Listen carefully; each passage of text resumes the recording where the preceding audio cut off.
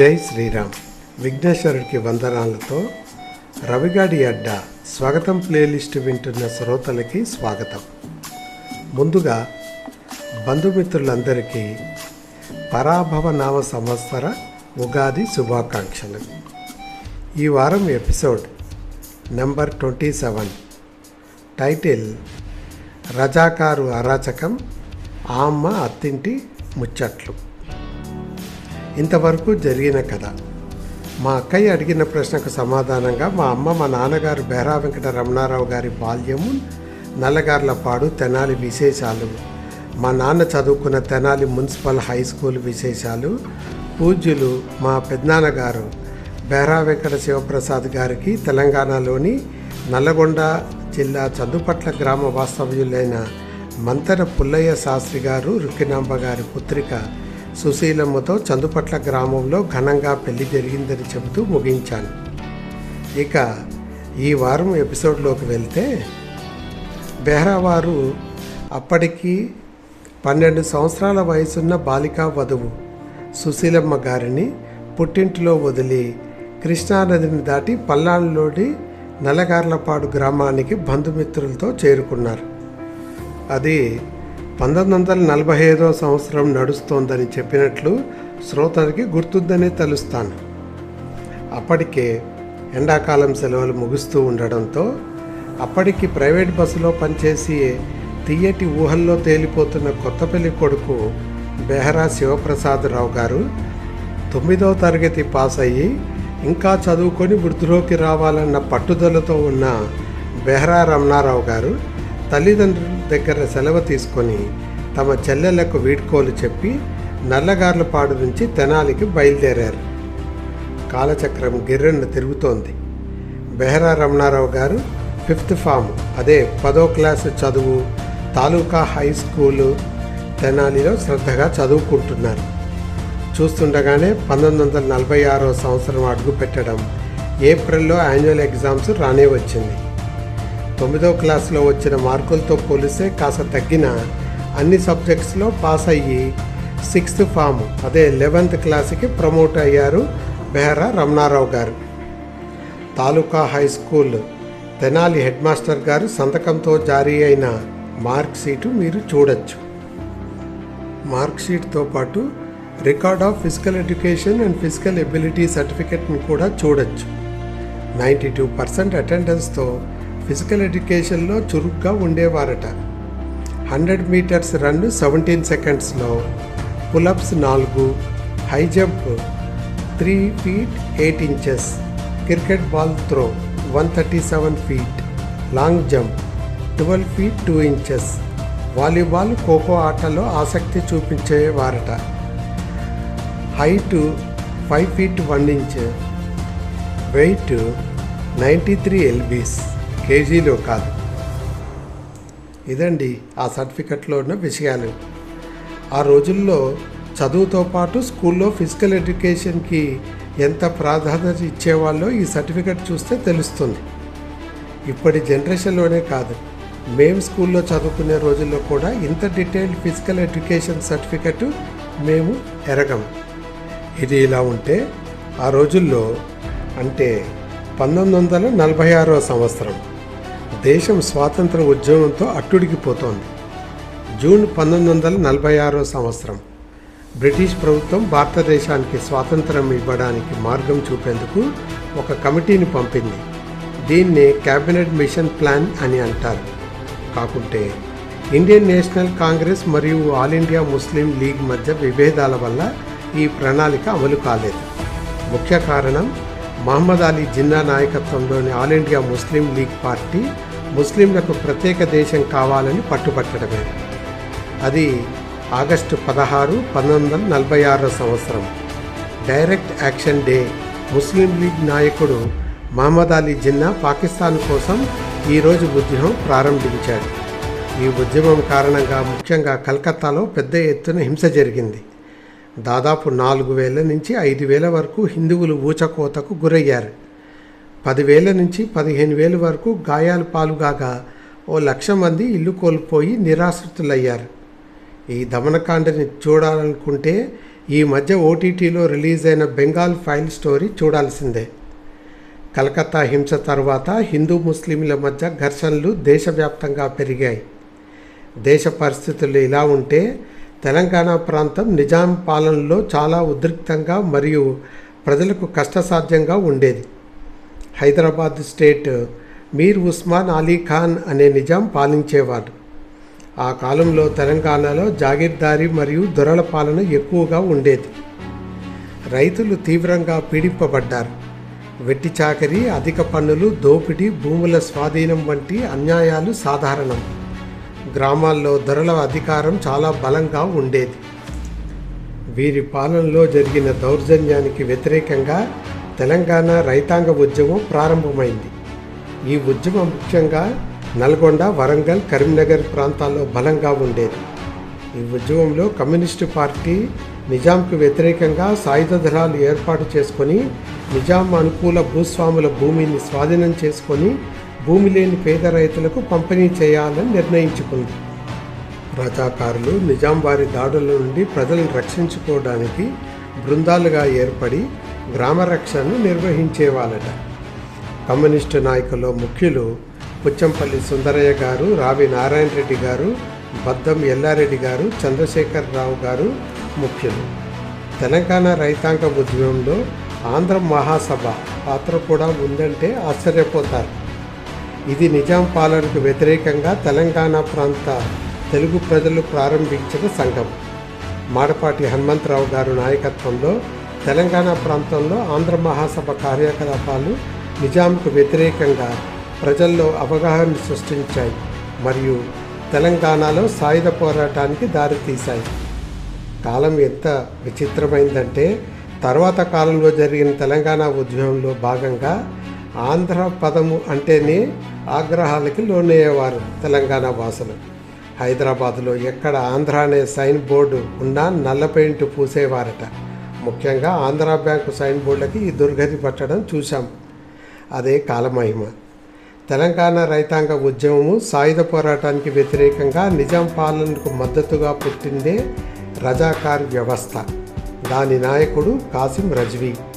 ఈ కాసిం రజ్వీ ఎవరంటే Indian United ప్రావిన్స్లో జన్మించి అలీగర్ ముస్లిం యూనివర్సిటీలో లా చదువుకున్న వ్యక్తి. గ్రాడ్యుయేషన్ తర్వాత హైదరాబాద్ రాష్ట్రానికి వలస వచ్చి ఎంఐఎం పార్టీకి అధ్యక్షుడిగా ఉండి నిజాం ప్రాపకం సంపాదించారట. నిజాం ఇచ్చిన ప్రత్యేక అధికారంతో కమ్యూనిస్టు సానుభూతిపరులు మరియు రైతుల సాయుధ తిరుగుబాట్లను రజాకార్ మిలీషియా క్రూరంగా అణిచివేసింది మరియు భారతదేశంలో విలీనం కావాలని వాదించిన జర్నలిస్ట్ షోబుల్లా ఖాన్ వంటి ముస్లిం కార్యకర్తలను కూడా నిర్మూలించింది. రజాకార్లు హిందూ జనాభాను మరియు దాని సానుభూతి పరులను భయభ్రాంతులకు గురిచేశారు. రజాకార్ల దౌర్జన్యాలు చెప్పాలంటే బైరన్పల్లి మరణకాండ ముఖ్యంగా చెప్తారు. వరంగల్ ప్రాంతాల్లోని గ్రామం ఇది. రైతాంగ ఉద్యమానికి మద్దతు ఇస్తున్నదని రజాకార్లు నిజాం సైన్యము గ్రామాన్ని చుట్టుముట్టి దాడి చేశారట. గ్రామస్తులను వరుసగా నిలబెట్టి కాల్పులు జరిపారట. ఇళ్లను దోచుకొని ఇళ్లను తగలబెట్టారు. మెదక్ మరియు కరీంనగర్ ప్రాంతాల్లో రజాకార్లు గ్రామాలపై దాడులు చేసి మహిళలపై అత్యాచారం చేయడం, రైతులను కొట్టడము, బలవంతపు వసూళ్లు చేసేవారట. నల్గొండ జిల్లా తెలంగాణ రైతాంగ పోరాటానికి కేంద్రంగా ఉండేది. ఈ కారణంగా రజాకార్లు అనేక గ్రామాలపై దాడులు చేశారు. రైతులను కమ్యూనిస్టులుగా ఆరోపించి అరెస్టులు, ఇళ్లను తగలబెట్టడం, ధాన్యం మరియు పశువులను దోచుకోవడం నిత్య కృత్యంగా ఉండేదట. వీరి దౌర్జన్యాలను ధైర్యంగా ఎదుర్కొంటూ ఇందాక చెప్పినట్లు కమ్యూనిస్టులు ఆంధ్ర మహాసభ వారి ఆధ్వర్యంలో ప్రజలు నిజాంకి రజాకార్లకు వ్యతిరేకంగా తిరుగుబాటు చేశారు.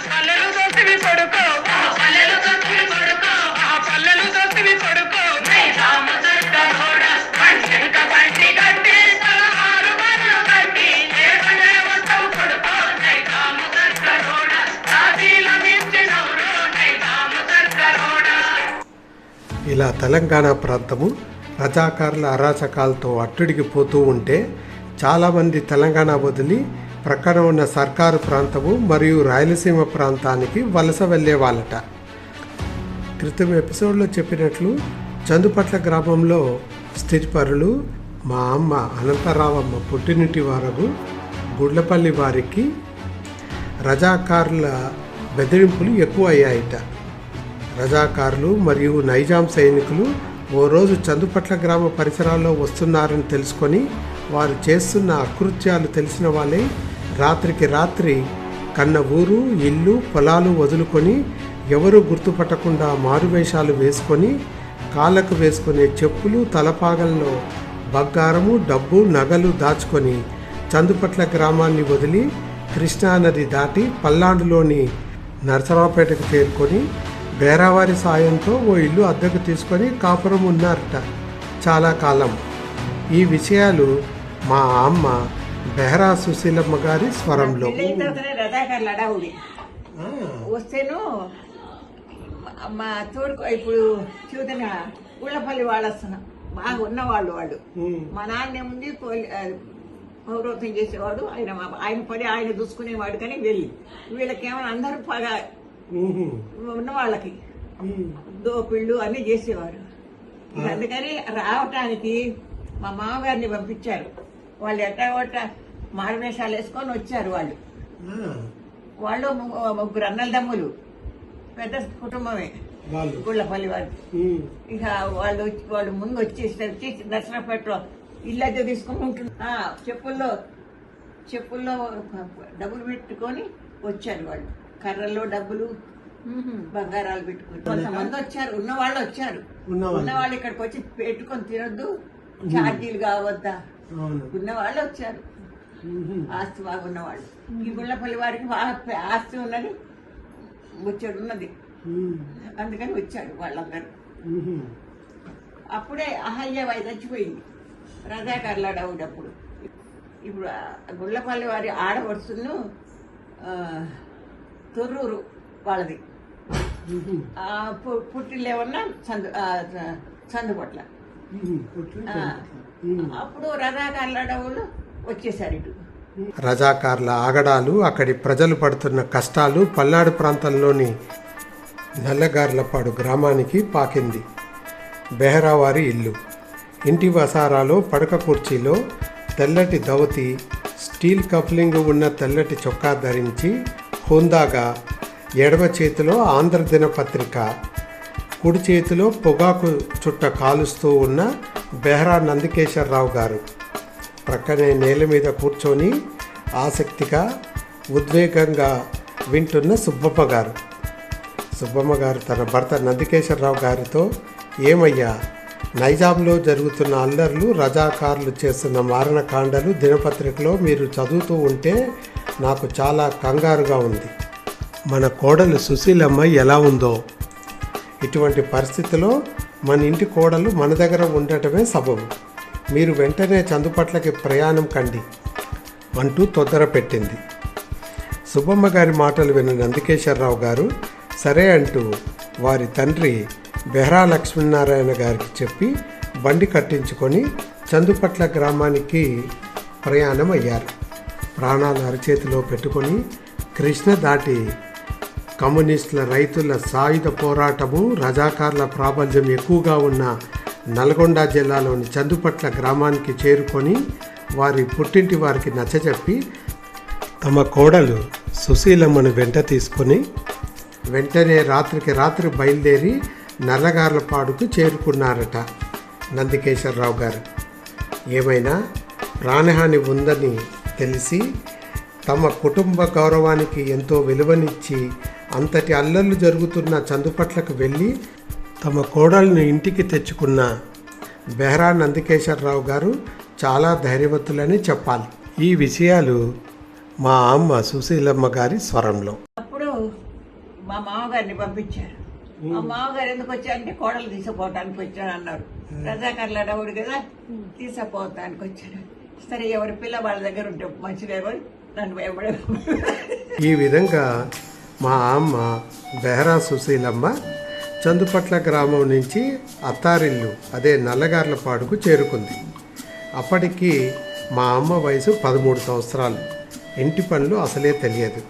పైగా తెలంగాణ ప్రాంతంలోని చందుపట్లకి పల్నాల్లోని నల్లగార్లపాడులో జీవన విధానం మధ్య తేడా స్పష్టంగా తెలిసొచ్చింది.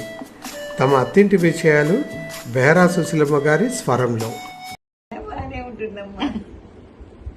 అసలు మా ఇంట్లో పని చేసుకునే వాళ్ళు కాదు, పాచి పని చేసుకునే వాళ్ళు కాదు, పని మనుషులు ఉండాలి. వాకిట్లో ముగ్గిస్తే తప్పు, వాకిట్లో ఓడితే తప్పు. అందుకనే అట్లుండేవాళ్ళు. ఇక్కడ అయ్యేది లేదు. రాగానే మా ఆడపడుచు అన్నపూర్ణమ్మ వీళ్ళని పేడ కళాపదలు ఉంటాడు. అబ్బాయి ఎట్లా పేడ కుట్టుకోవాలమ్మా అనేది అన్ని. తర్వాత అలవాటు అయిపోయింది. అసలు అలవాటు లేవు అన్ని. ఇక్కడికి వచ్చి దొడ్డు నేర్చుకోవటమే. ఎవరు నేర్పించారు ఇక్కడ? ఎవరు నేర్పించాలో వాళ్ళు చేస్తుంటే మా ఆడపడుచులు చిన్న వాళ్ళే కదా, నాతో పాటు వాళ్ళే. నాకన్నా చిన్నది అన్నపూర్ణమ్మ కూడా.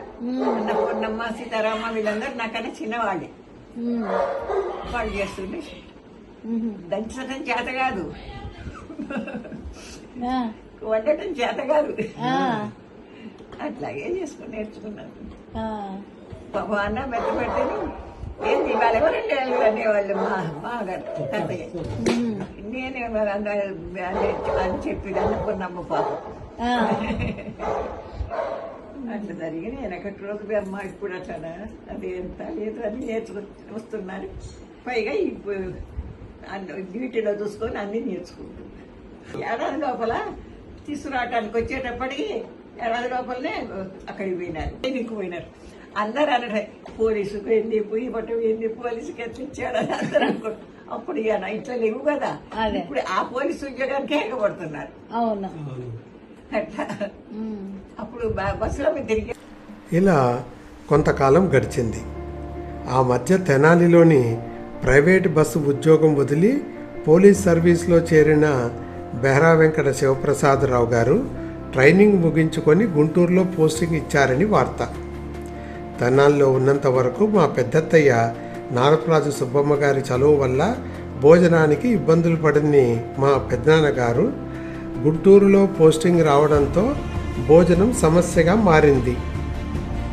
ఇది గమనించి మా తాతయ్య బామ్మలు కృతకోడలు బెహరా సుశీలమ్మను వాళ్ళ అబ్బాయి బెహరా శివయ్య గారి దగ్గరికి పంపడానికి నిశ్చయించారు. అప్పటికే అలవాటైన నల్లగార్లపాడు ఊరు, అత్తామామలు ఏ అవసరము వచ్చినా ఇబ్బంది పడినా చెప్పుకునే వరుసకు మరదళ్ళు తన ఈడు వాళ్ళు అయిన అన్నపూర్ణమ్మ, సీతారామమ్మ, అచ్చమామలను వదిలి బంధువులకు వీడ్కోలు చెప్పి గుంటూరుకి ప్రయాణమైంది మా అమ్మ బెహరా సుశీలమ్మ గారు. ఇక్కడ బ్రేక్ తీసుకుందాం. ఎన్నో ఆశలతో చిన్నపిల్లలకు ఉండే భయము బిడియంతో వృత్త కాపురానికి గుంటూరుకి వచ్చిన మా అమ్మ బెహరా సుశీలమ్మ, బెహరా శివయ్య కొత్త కాపురం ముచ్చట్లు తెలుసుకోవాలనుకుంటున్నారా? అయితే వచ్చే ఎపిసోడ్ దాకా ఆగాలి మరి.